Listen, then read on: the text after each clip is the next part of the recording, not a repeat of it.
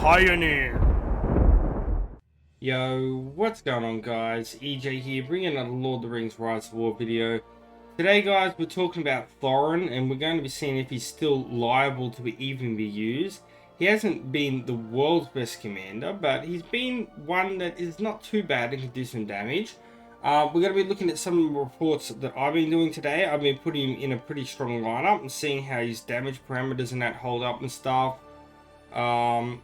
Kind of disappointing to say the least, but I do have some very interesting reports as well from one of my fellowship members of a completely different way of building him with command and stuff, which we'll have a look at as well. So yeah, if you want to jump forward and check that out, you can have a look and just click on the buttons down below and you'll be able to skip ahead to that because it's quite interesting. But yeah, here's the first battle. So I'm using him as a damage dealer. I'll be using multiple skill builds with him, so you will be seeing the skilling change. So in this first report, you will see that I'm using the full skilling of Oaken Shield first, and the R5, the bold skill, and then moving on to a couple of points on Revitalist. You'll notice as well, I put my absolute best attack gear on him as possible, higher than on my Dane here, who even though he's not really got gear still, like usually I'd swap him over the other way. But otherwise, the other thing I should mention, I'm only R5.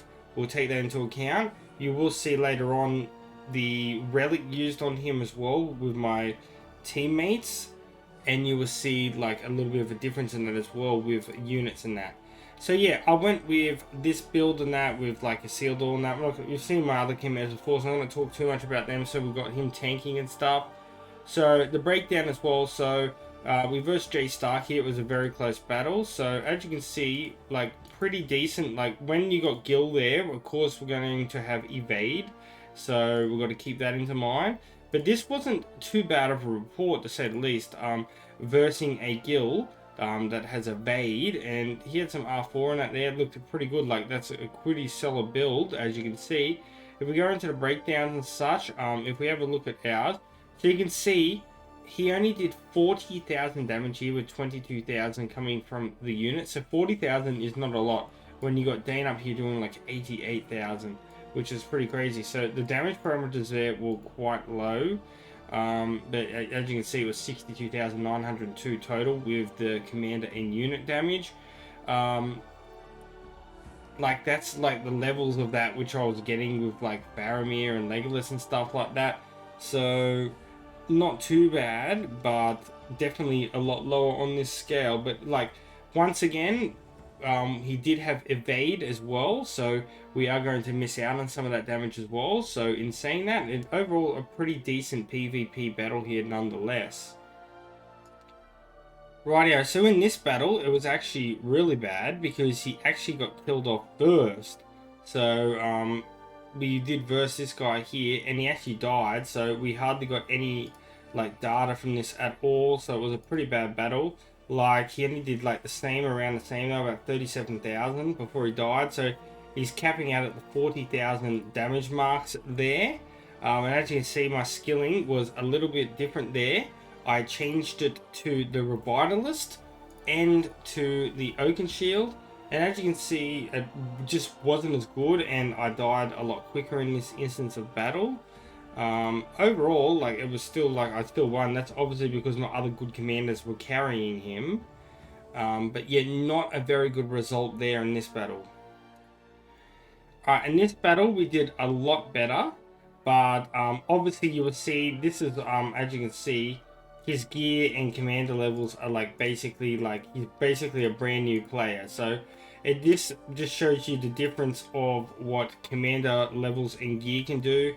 Like, but even saying that against a super weak opponent, sorry. As you can see with this skilling, I had it where I had the bold maxed and I had Revitalist maxed. We did a bit better damage, but still, if we go into the breakdown here, you will see 44,000. So he's really not doing that damage. Dane's taken a lot away from him. So if I was to take out Dane, I think he would do a bit better as damage dealing. But usually a lot of people run 2. So if you're running by himself, he's going to be probably doing like maybe 80,000 damage. But when he's in a pair, he's really not getting those damage levels. But for example, I can run like Dane and Bjorn or Dane and Gimli, and they'll both do 140,000 damage each. So he's just really not carrying his rate when it comes to the damage range. So here we go once again. As you can see, a lot higher levels this time, level 48. Gear not too bad as well, like, so a lot better commander levels and that and such.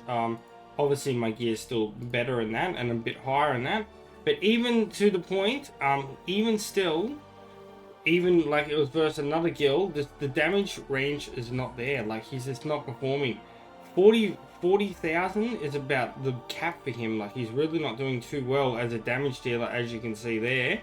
As you can see from this last battle here, where I was already weakened, he did like 45,000 damage there with unit damage in that as well. But a lot of guild armies. So I feel like the absolute maximum he's doing really at the moment as a damage dealer is 60,000. But I want to show you a very, very interesting report here from my teammate, which I'm going to show you right now. So here we got, we've got Ghri the Knocker here. Now he's showed me some of these reports and that, and these are very interesting. So as you can see, he is using the tier 4 dwarves, who are absolutely fantastic. So this is a pretty big battle here. As you can see, the war chariots are super, super tanky.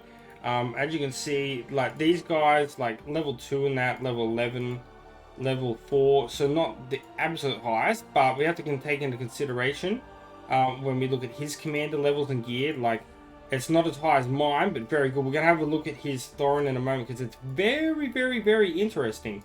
But as you can see, like, this is more of a, like, the mid-tier gameplay that you're going to see with commanders and that, that haven't, like, gone insane and spent as much money as I have, which I don't really spend much anymore. I've cut down a lot. But this is a really good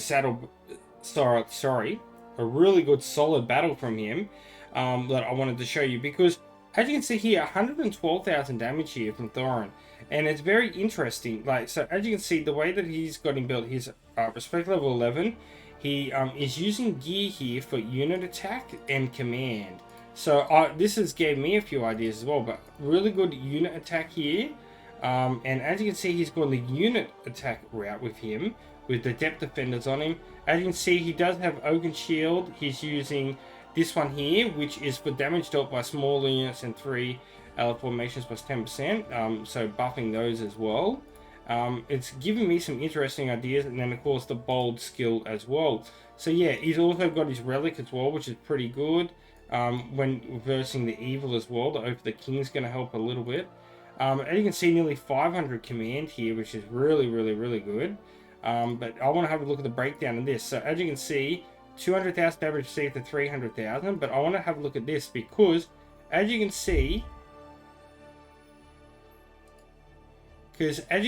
here, if we go to him, 102,000 unit damage here. This is absolutely insane. 100. So is this the way for Thorin to go forward as a unit attacker? 102,000, that is crazily good. Like, I haven't seen anything like that before, and this is really interesting.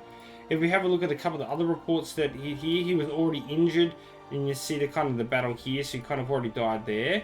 But he did also share me this one where he versed a couple of other people, which were a couple of easier and mid-tier battles now. But this one's pretty hard. Like, these guys are really chunky. You can see here doing like 60,000 even out throughout this battle here.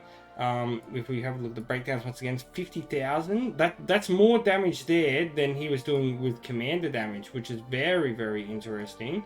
And you can see like these ones down here as well, 94,000. Really cool to see Gandalf, the Grey as well, the way he's got him built as well there, doing a lot of unit attack damage as well. So yeah, very interesting to say the least. But yeah, could this be the way to go with Thorin? Like, this is a very interesting, like, the unit attack. It's gave me an idea with something which I'm going to work on as well.